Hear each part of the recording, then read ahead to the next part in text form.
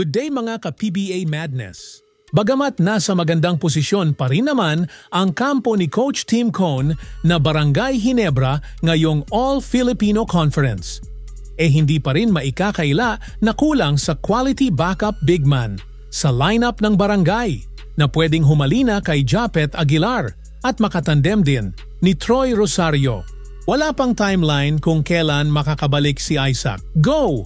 Kaya kailangan talaga ng backup big man ng Ginebra para maiwasan din ang pagkasagad ng playing time ni Japeth Aguilar na hindi na rin naman bumabata. Mga ka-madness, sa video na ito silipin natin ang ilang mga big man na posibleng makuha or targetin ng Ginebra para mas tumaas pa ang chance nila na makapasok ulit ng finals na wala ang kanilang resident import na si Justin Brownlee. Una sa listahan na maaaring targetin ni Coach Tim Cone ay si Will Navarro ng Northport. May mga ugong-ugong nang lumalabas na handa na daw ibenta ng Northport ang kanilang prangkisa. Pero hindi nga daw kasama ang 5 young star players ng Northport at maaaring isa dito si Will Navarro. Mga ka-madness, hindi nga legit na sentro si Will Navarro pero nauuso nga ngayon at nagiging effective na rin ang mga mabibilis na big man laban sa mga malalaking big man ng ibang koponan. Ito nga ang ginagawa ngayong ng NLX Road Warriors na umaangat talaga sa team standing ngayong Philippine Cup. Sa style nga ng laro ni Will Navarro, tingin ko nga pasok ito sa triangle system ng Barangay Ginebra.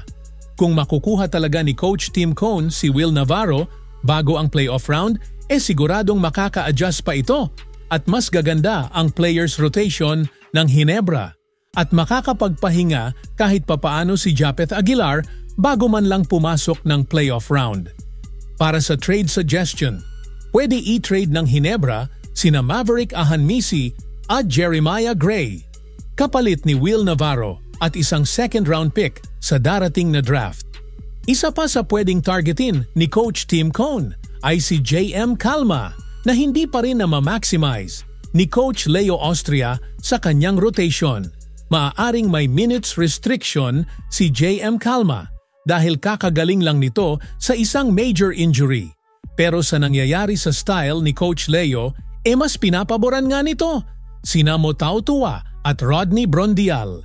Sa lineup ng Beermen ngayon, kailangan mamili ng SMB management kung si Mo Tautua or si JM Calma ang magiging backup ni Junmar Fajardo. Kung ayaw bitawan ng SMB si JM Calma, I think si Tautua ang pwedeng dalhin sa Barangay Ginebra. Pwedeng 3-team trade sa pagitan ng Northport, Ginebra at SMB. I-trade ng SMB si Mo Tautua sa Northport kapalit ni Will Navarro. Tapos dadalhin si Big Mo sa Barangay Ginebra kapalit ni Ben Adamos at Maverick Ahanmisi.